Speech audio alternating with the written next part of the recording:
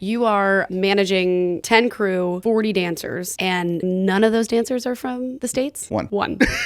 How does that work with language barrier and everything? So I call it the UN on Wheels. It's actual delegation and creating smaller groups within a group. Our biggest bulk of dancers are Italian. Okay. Followed by Ukrainian. I had 2 girls from Japan this year. I had 3 girls from England, which was convenient. And then I had Mexico. We have a set of acrobats that come from Kazakhstan. They're together. Yeah. The Ukrainians, they've been with the show forever. So they already know each other. They know the deal. And over the course of the tour, you kind of learn how to just communicate, whether it's through hands, talking just slowly. It's definitely an experience. Forget the language. You have to get used to the cultural lifestyles that they come from. And that in itself is a challenge. Sometimes those cultures conflict with other cultures. It's crazy. The biggest one that always has the most friction is Eastern Europeans, mainly Ukrainians and the Italians. Really? Because the Italians, they're the youngest. They're there to party. The Ukrainians are quiet. They're hard. They're there to do their job. They don't want to talk to anybody. Don't get me wrong, they're unpleasant. Yeah. You know, they're my friends now. Like this is their life. Like wherever their career is in dance.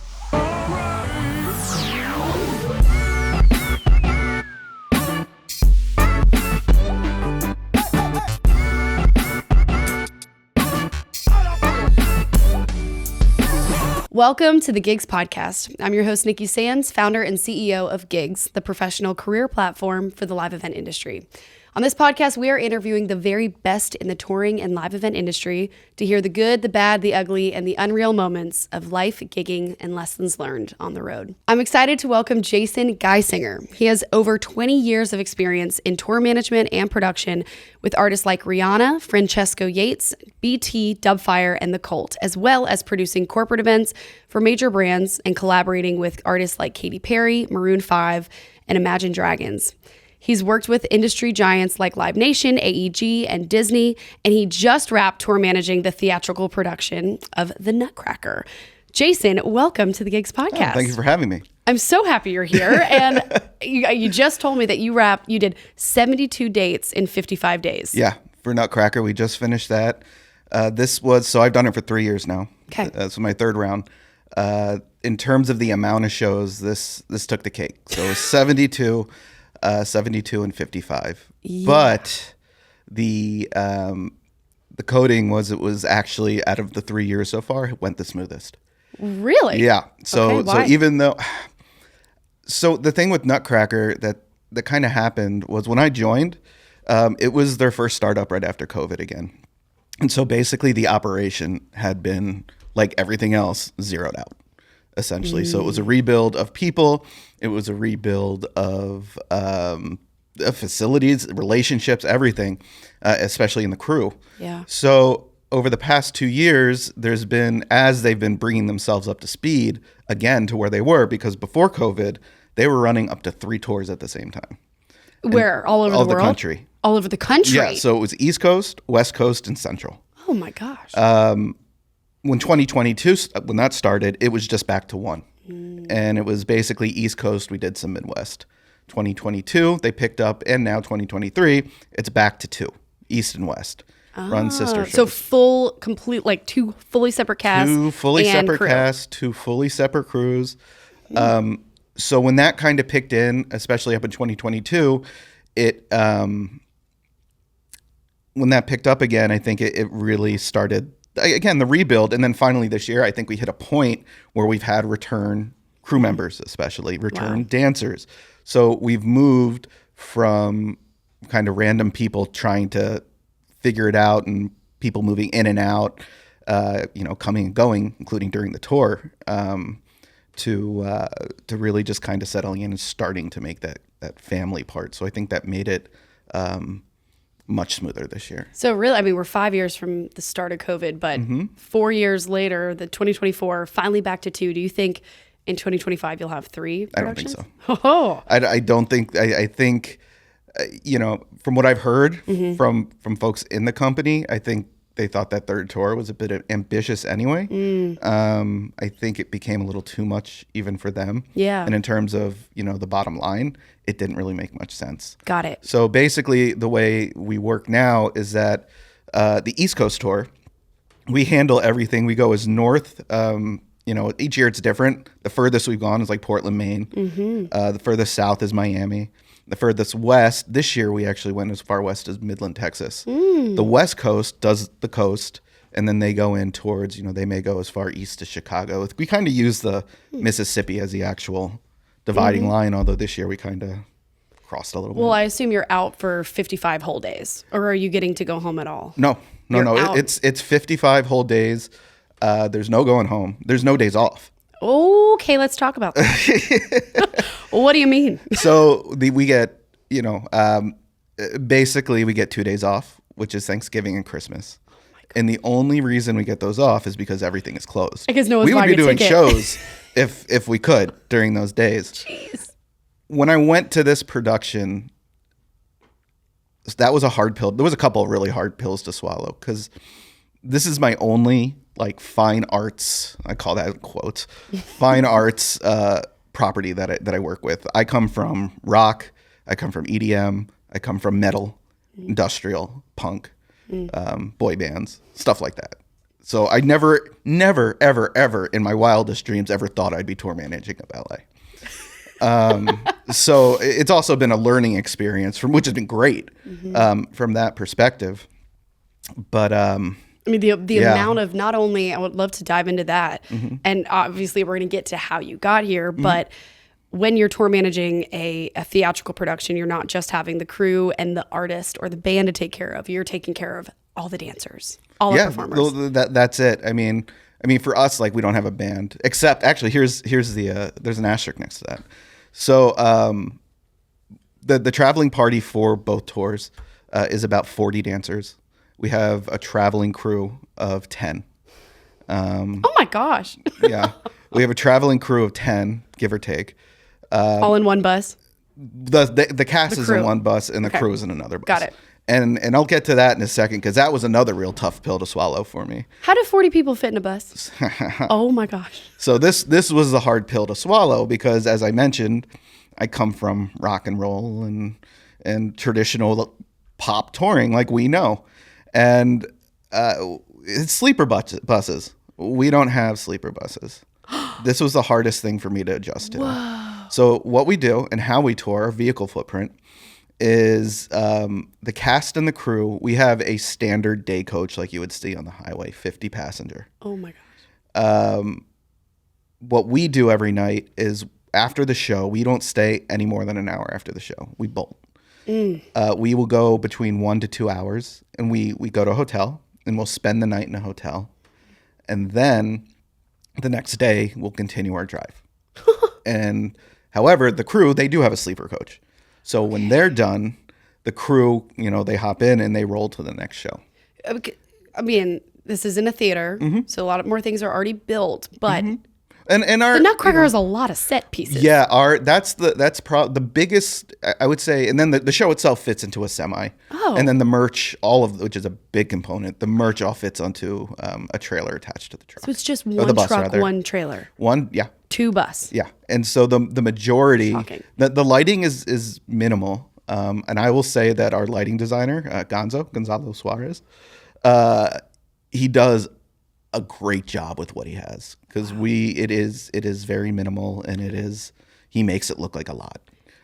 Is it some house light too? Very rarely. Oh, okay. I mean, some we may use. Yeah. But where the big things in are the backdrops, the props, but even bigger than I think those are is the wardrobe. Yeah. Because not only are you dancing or dressing 40 dancers, you're dressing 40 dancers for, up to 10 different costumes in a show. Plus, here's the other one to make it even better, which I didn't mention before, is in Nutcracker, there's a lot of children's roles. Oh, yeah. Like little ensemble roles, snowflakes, and things like that. So we get those, I like to say they're locally sourced from school to stage in every market. So in every market we go to, the company is partnered with a local dance school. Cool. And we take the local kids and we give them roles in the stage. But to go back to the production part and the wardrobe is we have to dress those kids. No. And in some cities, we may have as few as 20 kids, but we go to a larger market, Boston, Baltimore, whatever it is, we could have up to 100. 100 little freaking snowflakes. Snowflakes. And can you just cast and say, sorry, you didn't get it, kid, or you have to get everyone in the show? I mean, I'm not actually too sure how that works. That's kind of separate from me. The process for those kids is around the beginning of September, end of August. We take 2 of our dancers who we know are very good with kids, speak English, right, and come in, and they will travel the country for an entire month and a half, going and auditioning these kids at these schools. Whoa! And it's open audition, so anybody can come and do it. You don't have to be part of a specific school. It's like, if you got a kid you think you can, keep your ears to the ground for when this is happening. And so you have children's clothing, and then big rat heads too. Yeah, right? we have these huge puppets. So this is the also thing with this version of the Nutcracker. And it's funny because now I'm doing part of what I do as well is I do the VIP part. So every day I have to give a tour, the platinum. They're called platinum tickets. They're the ones who buy the front row and the front row seats and get whatever the package is. And it originally started as they just get a picture with a dancer, but I'm like, it'd be a lot cooler if we showed them what was going backstage. Absolutely. So then that became a thing, and I probably regret that because. Who's going to do that, Jason? Yeah, exactly. It's me. So this is my spiel with that, which is we do have those puppets. They're terrifying. Yes. Especially the Rat King one. I always tell the people on the tour that unfortunately, therapy for your child is not included in the ticket price. We could have bought it as an add-on, an upsell if you want. So, yeah, it's incredible. Yeah. So it is a production, and that's what makes this production of the Nutcracker different from other ones.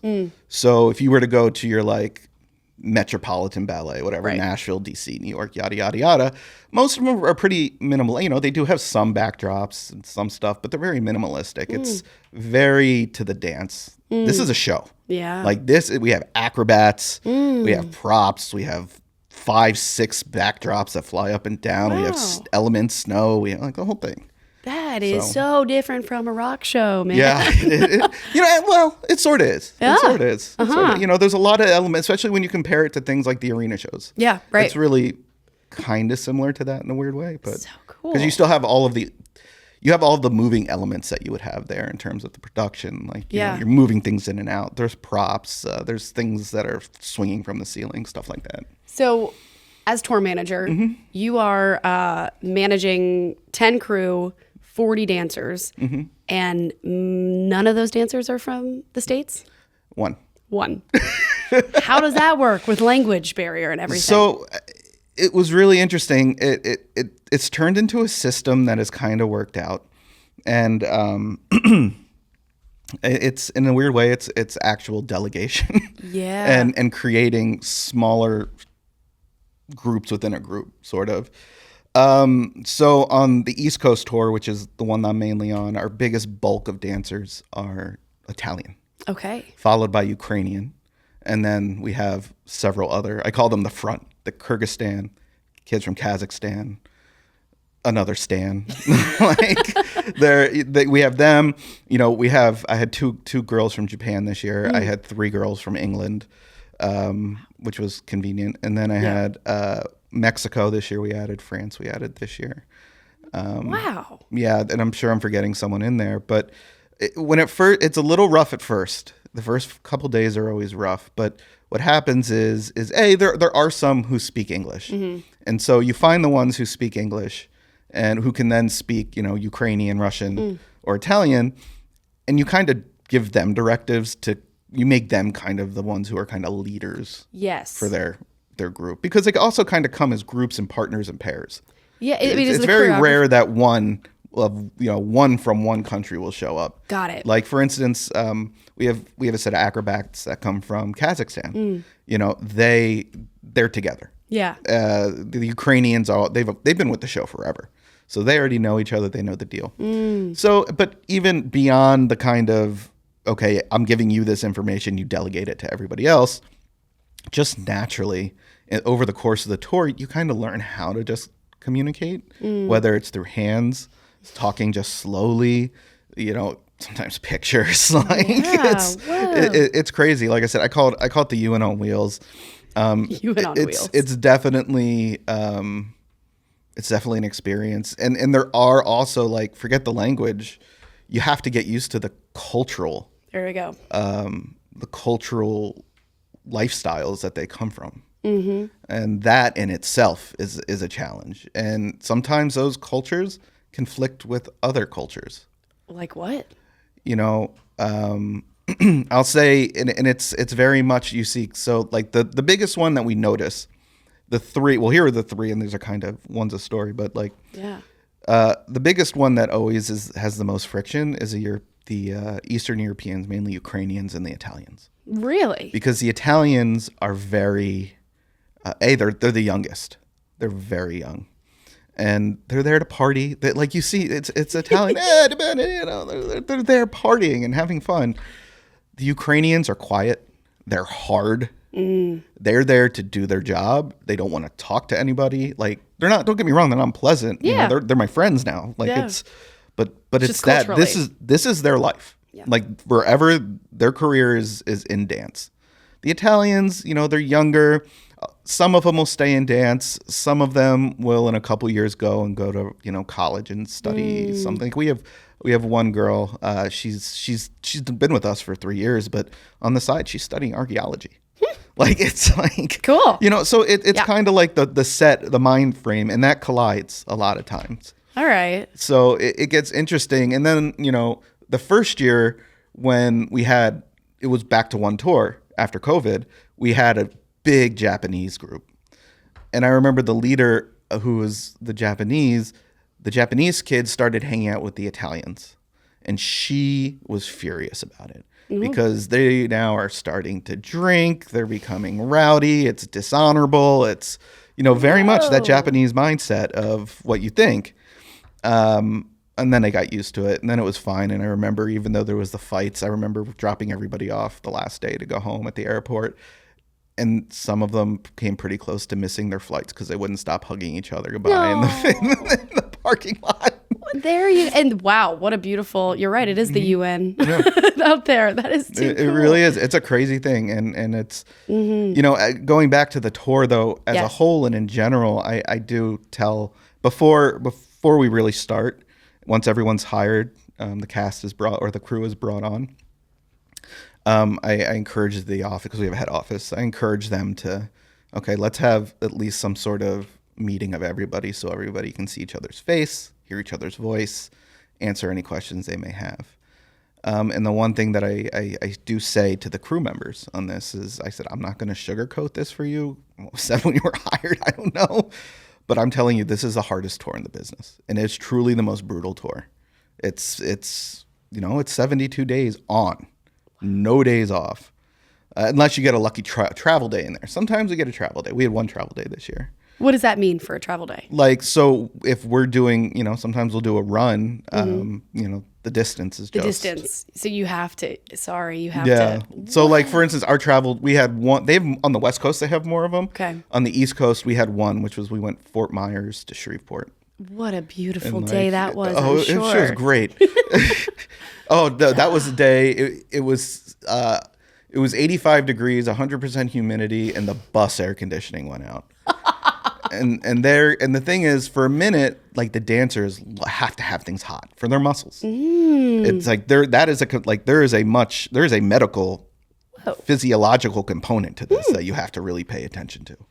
And so at first they're like, this is great, they like it, but then it was like, we're uncomfortable. Okay, it's Florida heat. It's 100 degrees. And so then the bus driver found this way to, like, bypass the AC system in the bus, but it only injected, like, straight Freon. Oh, geez. Into the bus. So it became like 62 degrees. Oh my gosh. So it was either 62 degrees or like 100 degrees.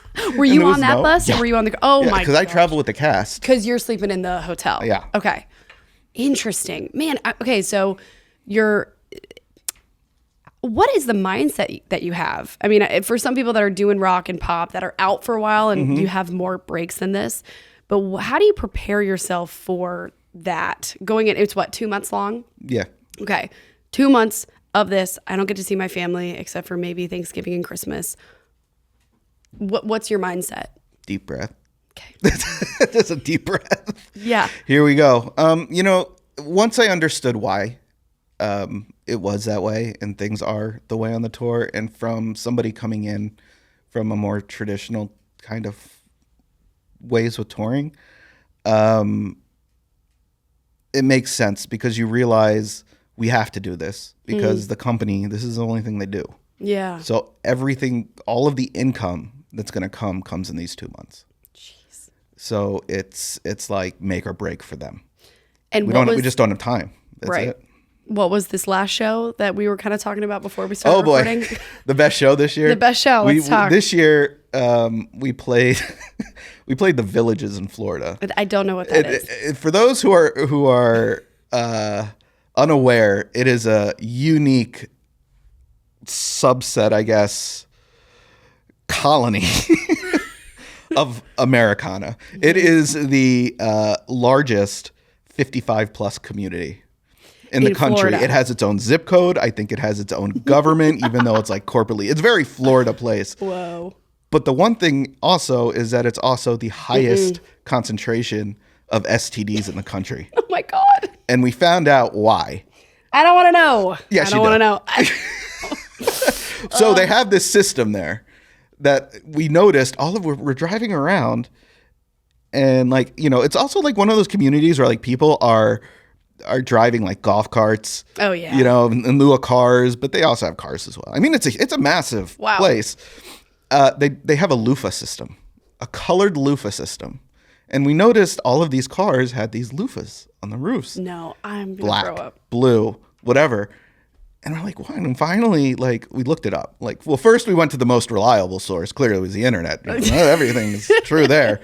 And so it turns out that's like their current like availability swinger system there. Oh my God. Like what people, it's like messaging. It's like color flags. And we turned around. We were like, okay, this has got to be, and they totally, the people who live there totally play into it too. Because like and it's also the people who work the show. A lot of them are, people who live there who are doing this because they had careers in entertainment. They're now retired, but they're still having fun. They want attachments to it, whatever. Are any of them dancing as the little children? No, that would be hilarious. But we were like, come on, is this a real thing? And he's like, yeah, it's how we identify our cars in the parking lot. Because everybody has. He goes, really? Because this is what this says. He goes, mostly. No. I was like, oh, you're gonna play that game. Gosh. So how true it is. Wow. I let you, the viewer, decide. Yeah. I wonder how many shows really play to the Villages. That's so interesting. It's a lot. Was it packed? Yeah. So for us, our 2 shows were sold out. Wow. And we played actually they have 2 rooms. They have one like pack, like an actual performing arts center that's large, and they do shows there too. And then we played the smaller one this year, and it was still, it's 1,200 rather. Well, yeah. 2 shows of that. So they got nothing else to do. No. It's interesting. Also, and it's such a nostalgic Christmas holiday time. I love that. And just quickly also to go back to the bus thing. Yes. Something we did do something new this year, which I had been begging to do since I came on, which is we tried to expand from a sleeper coach at points. We did 2 trial runs and expanded to all sleeper coaches from the day. We got rid of the day coach because we had long drives. Yeah. Long drives with early show times. So there wasn't a way with a day coach we could do it.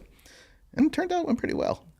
So, it worked out. But it also showed me some of the issues with it as well. Like here's a unique one, which I never thought, ballerinas, they're very tall. Yeah. They have trouble fitting in the bunks, some of them. Whoa. Yeah. And they can't have a crick in their back. I mean, from a bad night's sleep. No, and it was weird. So the feedback from them was they all loved it. They did, and they did love it because when we do travel through hotels, it's very much like you get in the bus, you do start to relax. Right. But then you got to get up 2 hours later. You got to do the whole rigmarole of checking in. And that takes, if it's on a good day. Yeah. Once from when the bus pulls into the hotel to people are in their rooms are 20 minutes. Yeah. And then sometimes we're rolling out again at 5 a.m. Oof. and getting there at midnight. Like it's. Yeah. So it's this interruption. So what they did love was the lack of interruption. Like they came in good moods. They came in rested. But there still were the challenges of it, and it's a very American thing, to travel from the performing arts perspective in like a sleeper coach. Like, they'd never seen it. They had no idea what it was. They thought, they're palaces on wheels. They are. Yeah, they really are. I miss Until it. you, yeah. It's like getting there, you have worse sleep, but after a show or after 3 or 4 or 5 shows, you are like out. Yeah. It's the best sleep ever. Yeah. I want to go into the differences, the main differences that you found in theater touring compared to, let's say, when you were out with Rihanna. So the main difference is, it's interesting, and it's on the business level. It's one. I mean, obviously both are business, both. And I don't want to say that Nutcracker is not about the bottom line. It very much is. This is our business. This is our show. But the business comes first on those tours, the arena tours. It's the business. I don't like to say this because I don't want people to take this the wrong way.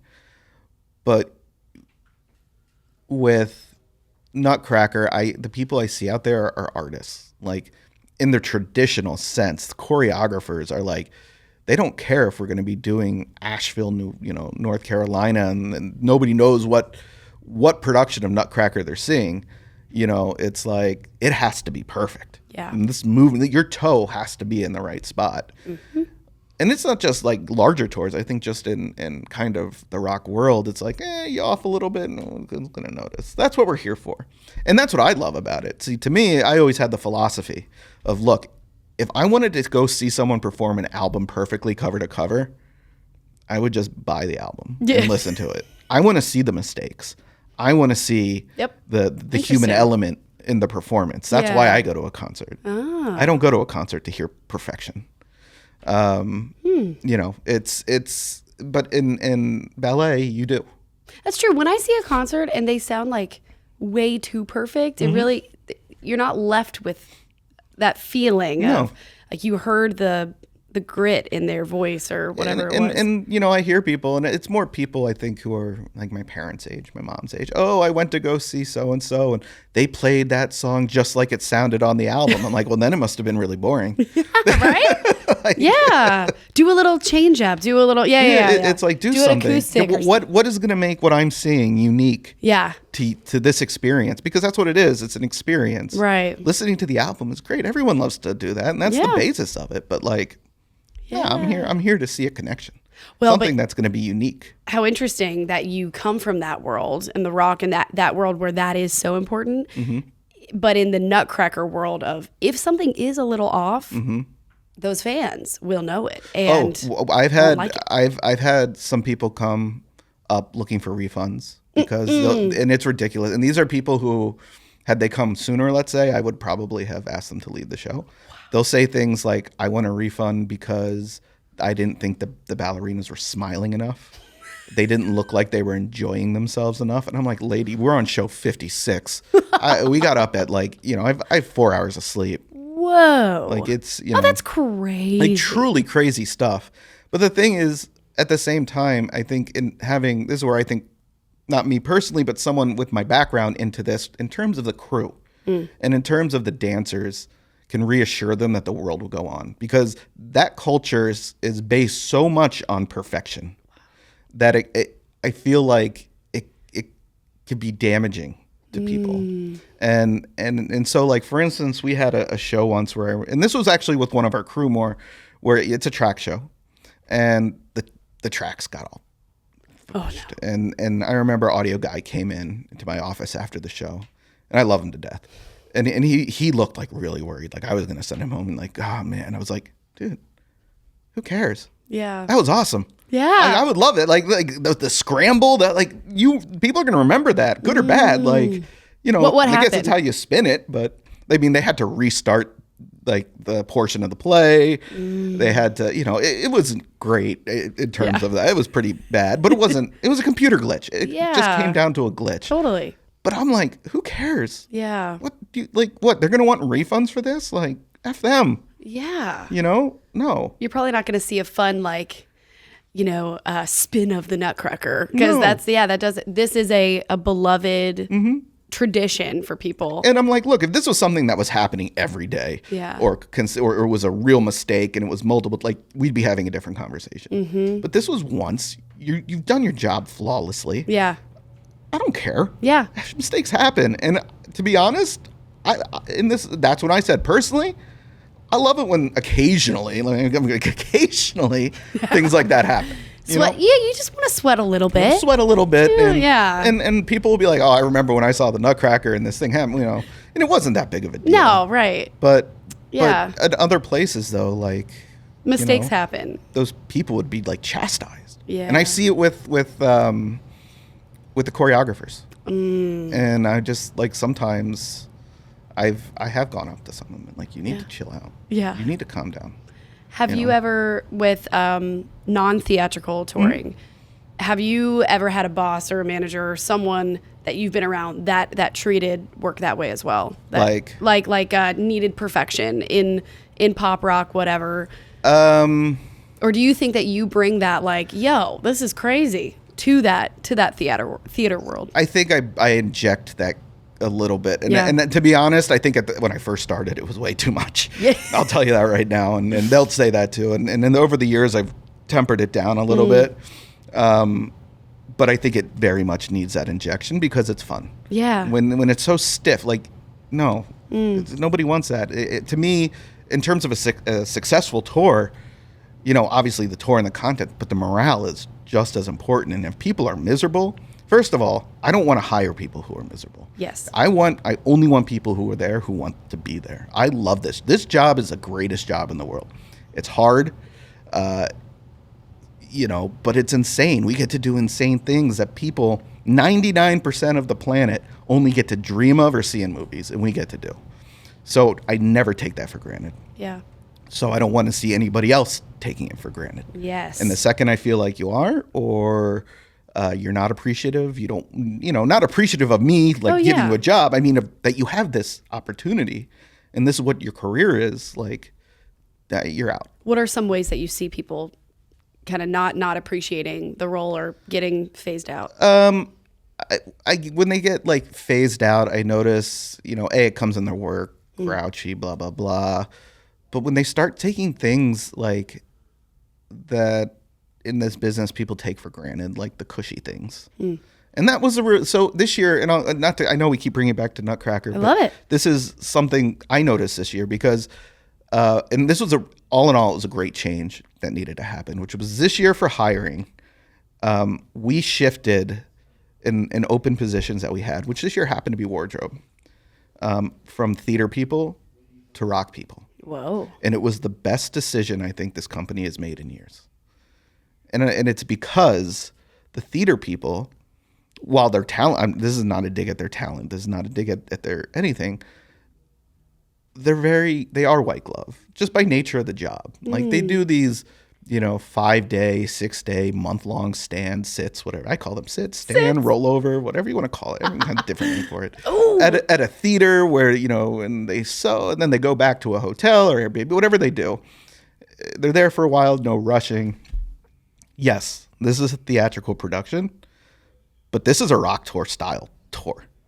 And so if you don't have that mentality and you're not prepared for that, like you need to be prepared for every situation. And I found that the theater people generally aren't prepared for it.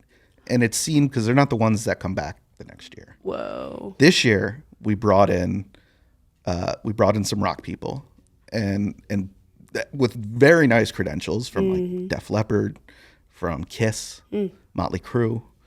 And they destroyed it. They killed it this year. We never had one problem. All of our problems that we usually have kind of start with the wardrobe section for some reason. Because it's the biggest department really, and it's the most complicated and truly the most stressful for them. I understand. Yeah.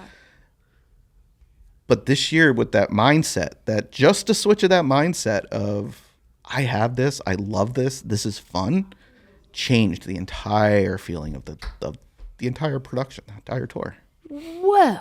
That is fascinating. It was fascinating. And it took me, like, I had always pushed. I always said, like, so Dan Talmy, he's of Tell Me Entertainment. He's the guy. And I said, Dan, I think we really need to look at more rock people. No, the theater people, he's been doing this forever. It's a family business. His father is the one who started it. And his father, Akiva, I love. He's like a showman, like in that like 1950s, like almost P.T. Barnum-esque, even though that's older than 50s, but like, type of classy carny way, we'll call it. And I love that. I think there's a charm to that. But they get very set in their ways. And finally Dan went out and took the risk and hired, besides me, and merch. Our merch girl also comes from rock. She comes from metal. Really she comes from Guar.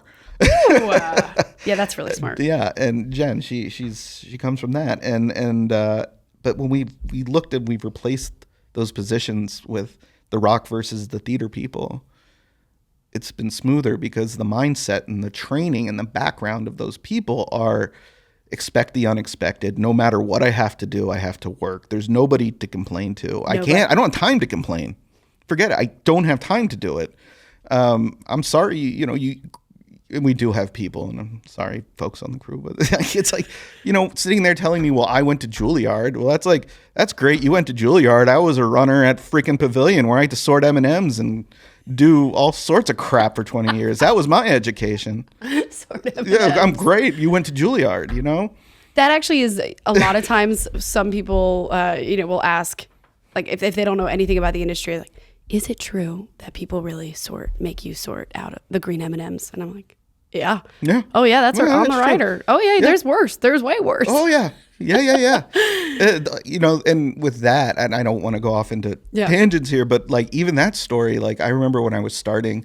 So my first, besides in college, I did a lot of things in college. Kind of at starting the with time. Booking, right? I started with the booking, which was a mistake actually. I responded to a wrong ad in the school paper. No way. Yeah, that was true. What were you trying to respond to? Well, so I remember I was a freshman. Our first big fall concert was coming in. And when I was in high school, I had my band, my crappy punk rock metal band.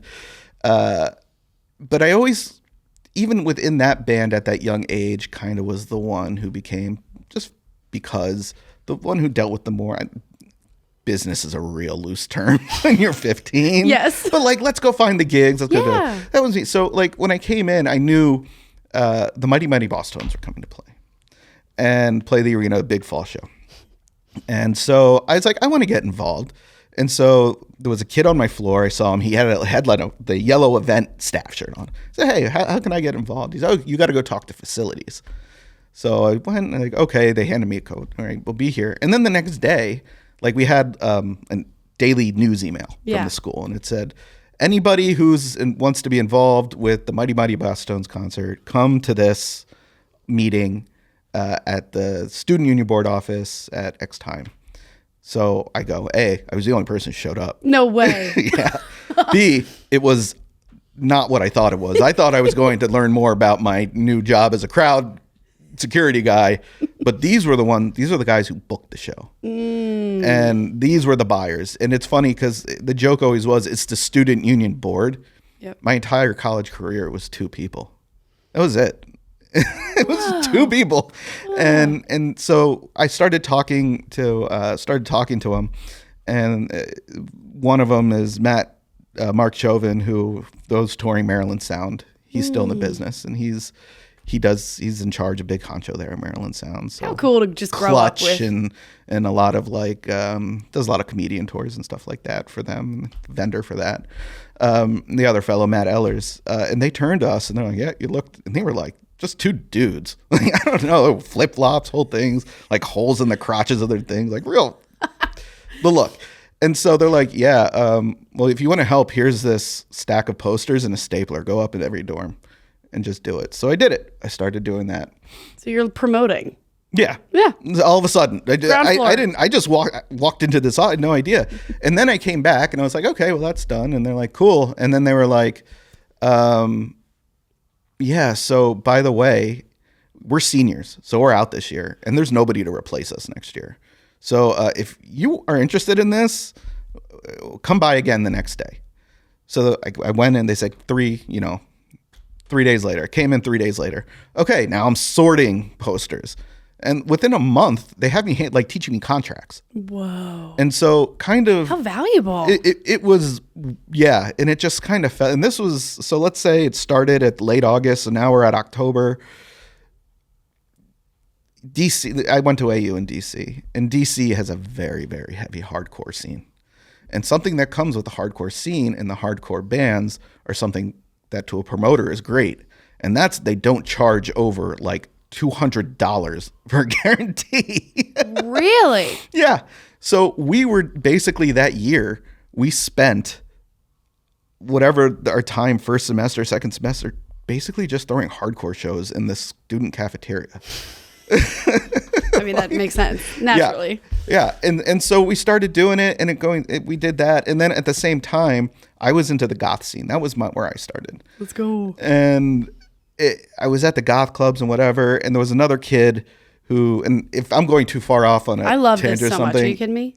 Steer the me in best another is when I'm not direction. even looking at these cards. Yeah, this is perfect. And so I had this friend, and I skipped this part on the bio for the sake of space, but I had a friend in school who, online communicating was just becoming not taboo anymore.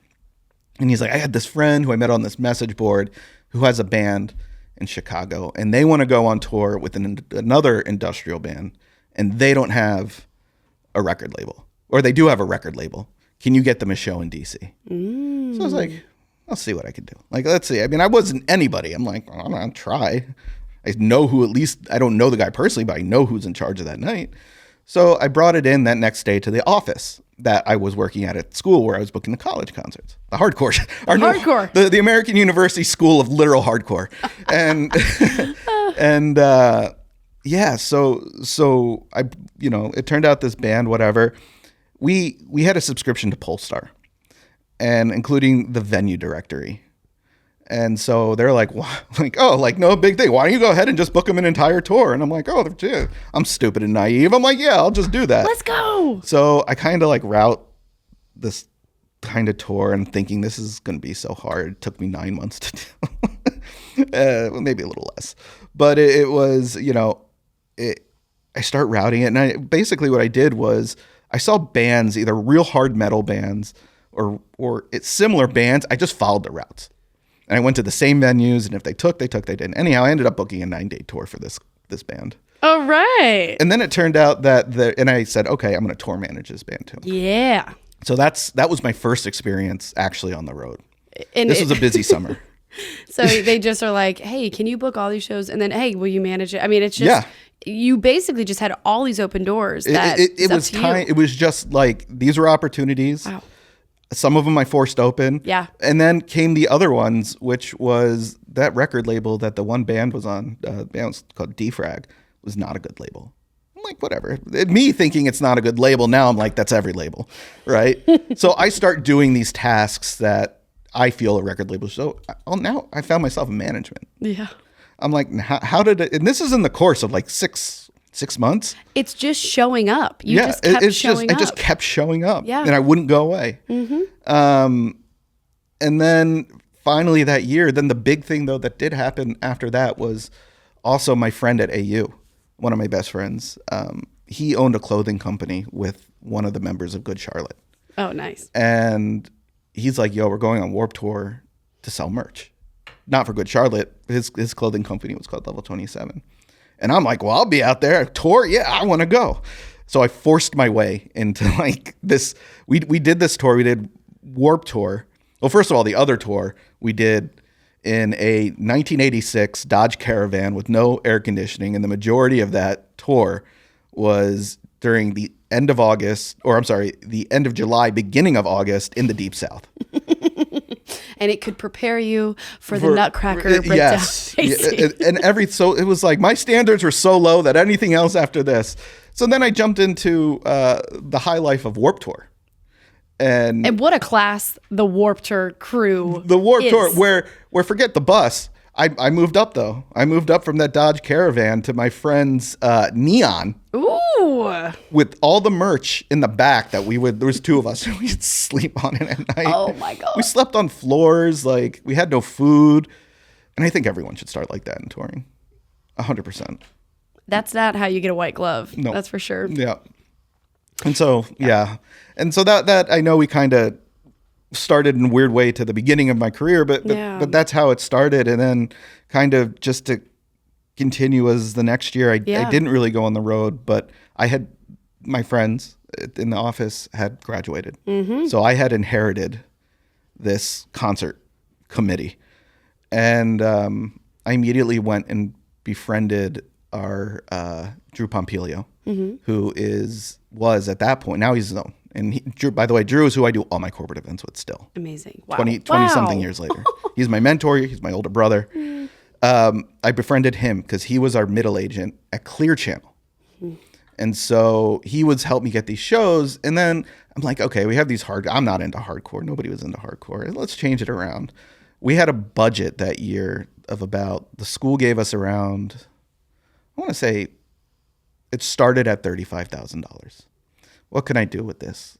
Well, all of a sudden, Drew was like, well, let's rebuild your school. Because AU has a pedigree of, we had I think it was the Allman Brothers who came and recorded live albums like way back in the 60s and 70s. So let's redo this. So all of a sudden, he started somehow, and I did as well, I would pick these bands that had to either plan days off, returning because DC is a hub for airlines as well.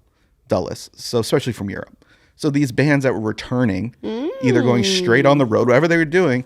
And so I started getting these great deals. And I remember the first deal I got that was big for a big artist was I got Andrew WK.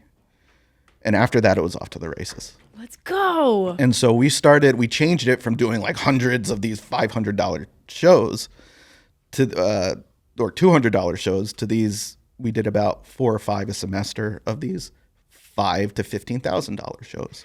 Can I pause real quick? That how many years ago was this? 20. Okay, so everyone's tour isn't like listed out on their website or whatever at that time, right? So how are you knowing who's coming through? Drew. Drew. So you had an in. I had an in. I'm like, geez, and how do you know? Drew, he's an old school guy and he is very well connected. Yeah. And has great relationships with all these people at CAA and and William Morris. And because at the time those are also really the two now we have Wasserman, we have UTA. Then it was still just kind of like CAA, William Morris, and the agency group. They were in there too. And so you're booking these shows, getting great acts. And then it became a formula. It was almost like, okay, we finished Warped Tour. We went to Europe for 2 weeks for our quick fall run. Oh, now we're going to go play AU. And it was just like this feeder kind of loop that started, but the shows started to get... Here was the other trick that I did. This was kind of a little bit of the taking advantage of the school was I made them free. I made them free, and I was supposed to keep them for the school, but I also kind of opened them up to the public. Nice. But the look of that went from, okay, I may have 200 kids here who are into Andrew WK. If I open that up to the public, I've now filled the room to capacity. Wow. And, the president of the school who would casually walk by, he doesn't know that. It's going well. So it's going well. Up. But they're great shows anyway. And these are shows you want as the school, as a, organization. This is building kind of a pedigree in a weird way. Totally. I don't know if that's the right word. But so we're doing that. And then I had a 700 cafeteria. Yep. But I also had a 7,000 cap arena. Great. So we would do 2 arena shows, one in the spring, one in the fall.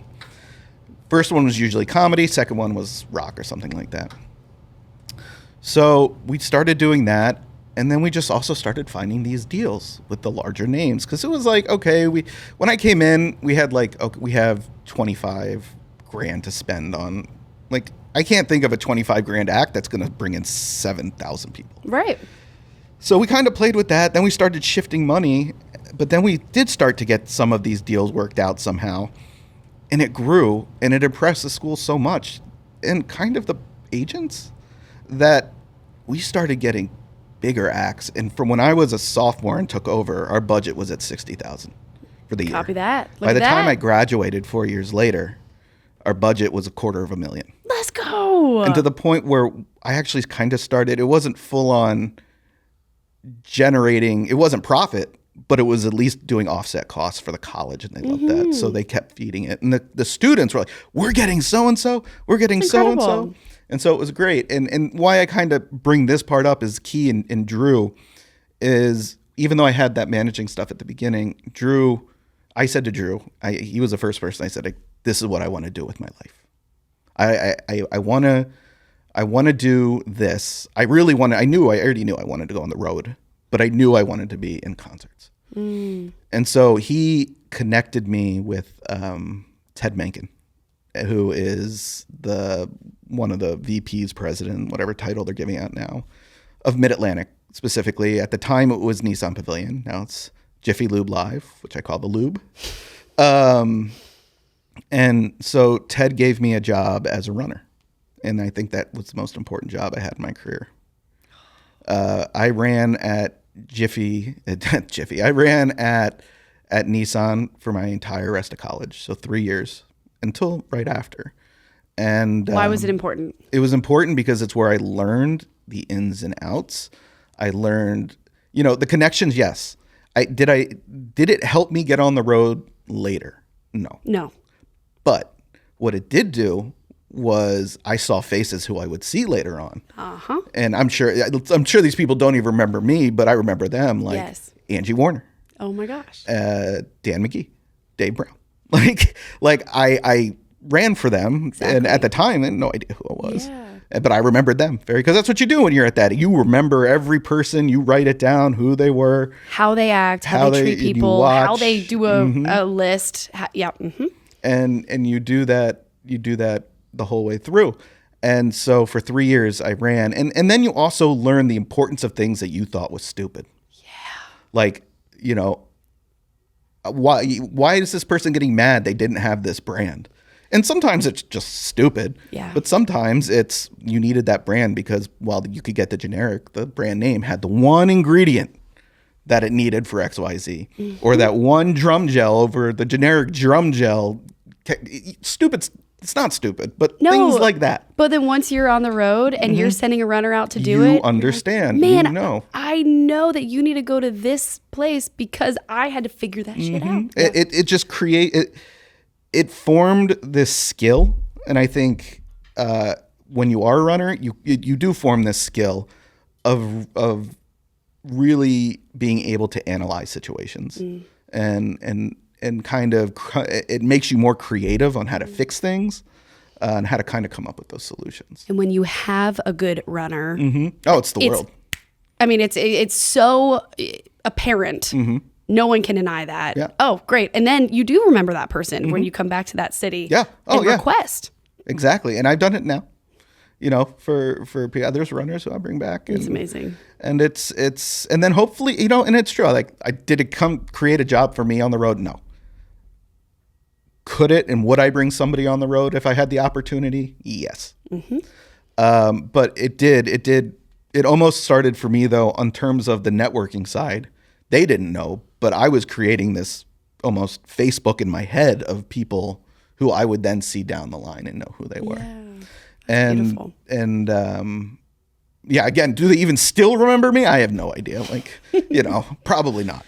But so running turned into. So then running, I did that. So I was running a bit, and then when I got to be about, I think it was between junior and senior year of college, I'm still doing everything at AU, as well as I'm still in the management thing as well with the industrial bands. That's great. But like, I said to Ted, I want to move into the booking office. And he's like, well, we don't have a job. I don't have money to pay you. You can work for free. I'm like, you could at least just call it an internship or something. He's like, you can work for free. And what we can do is get you running on additional shows. So you're like telling me I can work more to work for free. Done. Yes. And that's what I did. But what that did was it got me into the office. Showing up into the office to meet the people, the front office, to meet people who I knew in passing, but now I'm having conversations with them. And now I'm learning more and learning the marketing team. I'm becoming closer with the club booker. I mean, I already was with Ted and everything like that. And then to kind of accelerate this, where that really next step led was I was also within working Live Nation and all this. It wasn't Live Nation yet, but I had gone through the iterations at this point over these 3 or 4 years. SFX, Clear Channel, Cellar Door, back to SFX, back to Clear Channel. And then when I graduated, this little company popped out from this called Live Nation. Little thing. And so it was just the timing was right. And I was graduating, looking for a job. And I remember the production manager at Nissan, he knew how bad I wanted a job. And so he would give me the internal job listings of what was in the company available that weren't published yet on like public sites. So I applied to this one for executive assistant. And I remember this is another weird like timing story. I was on my way to my grandfather's funeral in New York, and phone rings. It's an LA area code. Okay. It's in the middle of nowhere. Hi, this is Kelly from Live Nation. We saw you're interested in position. Phone drops dead. What do I do? So then I finally get to my uncle's house, because up in New York, and he's like, Jason, I'm like, I got to borrow your phone. I need a job. I just, sorry. Yeah, I'm sorry for the loss. Where's the phone? And I called, and it turned out it was Kelly Cap who had called me. And she, and it's funny though, I went through 3 Kellys because I didn't get a last name. I was like, can you just connect me to like Kelly? It was like Kelly. Nope, not Kelly. This Kelly. Nope, finally. And then it was Kelly. Okay. Kelly Cap. But the job was for Bruce Cap. And we went through, and long story short was he hired me. Fabulous. Hired me right So there, what was your much. first tour? Well, I wasn't on the road. Oh, so this was an office job. Well, we only have 5 minutes left, so we gotta go. All right. Sorry. See, I'm yuck. We're still in college, man. We gotta go. I know. Okay. So basically what that did was I went to go work for Bruce. Okay. In the office as his assistant, but kind of like ad hoc project manager. So we were putting the tours together for, at the time it was tween stuff. So I was routing them, and I'm dropped into this. And now I'm routing a tour for, they have Miley Cyrus and the reunited Van Halen. Sick. And so that's how I got into that. And then after I'd been there for several months, they had called me. The office was like, dude, you've been here a long time. What do you want to do next? Anywhere you want to go in the company? I said, I want to go on the road. And they were like, you sure? Because they didn't have any like winter venues. Like House of Blues was just acquired. There was no real, it was like, after this summer, you're done. Mm-hmm. Like you're on your own. I said, I don't care. And so that's what I did. I took that Miley Cyrus tour, ended up becoming more of a High School Musical, just general Disney, Hollywood Records kind of tour.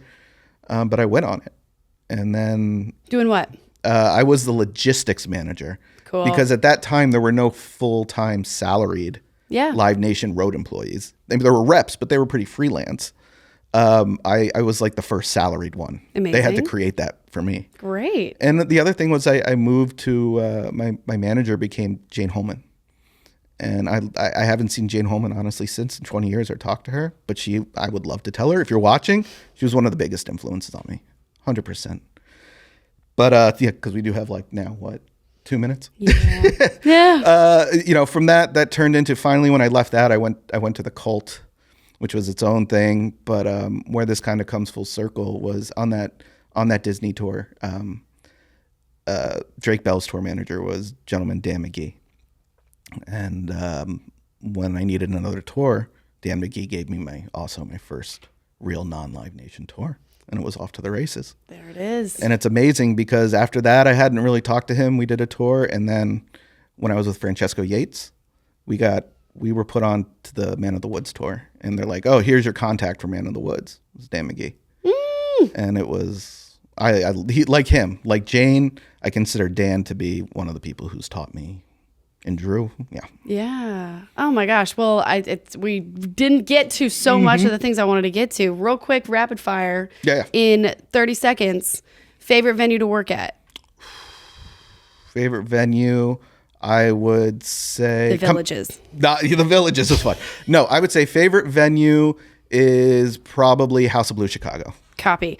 Worst travel experience on tour? Was it this past? When I got rejected at the border to get into South Africa with BT. Oh my god! Because we didn't have yellow fever vaccines. Oh my gosh! Yeah, we were denied entrance into a country. Damn. One item you can't tour without. Toothbrush. Okay. He's cleanly. He's hygienic.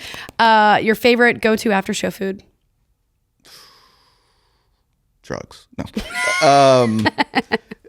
It's definitely traditional pizza. That's it. Drugs. And best piece of advice you've received about this industry that you wish you could give to people? Don't rush. Do not rush. Do not come in and try and be at the top. Do everything slowly. Make sure you know what everyone does. You don't have to do it, but make sure you're competent and you know what other people do. And if that takes 5 years of being in the muck, do it, because it's going to be the best in terms of your education, the best 5 years you get. You'll never learn anywhere else. That is so cool. How can people get in touch with you? Because when we had our gigs hang, you were like just leading just amazing discussions and answering people's questions. I talk too much, clearly. I know. No, this is why there's a microphone in front of you. Yeah. But how can people get in touch with you? You can get in touch with me via email, which is just jg@a12industries.com. And, if you can find the web for my number, I'll pick up your call. And we will try. We will have to do this again, clearly, to get into, part 2 of anytime the touring career. Thank you for being here. It was really cool. Thank you for having me. To hear about the start and the importance of that. So thank you for really. If there's one thing I push and that I've seen is like, guys, please don't come in and say you want to rule an arena tour and you're out of college. Like, no, go through, be that runner, be that production coordinator, be that assistant, and embrace it. Yeah. Because your education will come from that. You're so awesome. Thank you for doing this. Thank you. Appreciate you. We'll have to do part 2. Bye.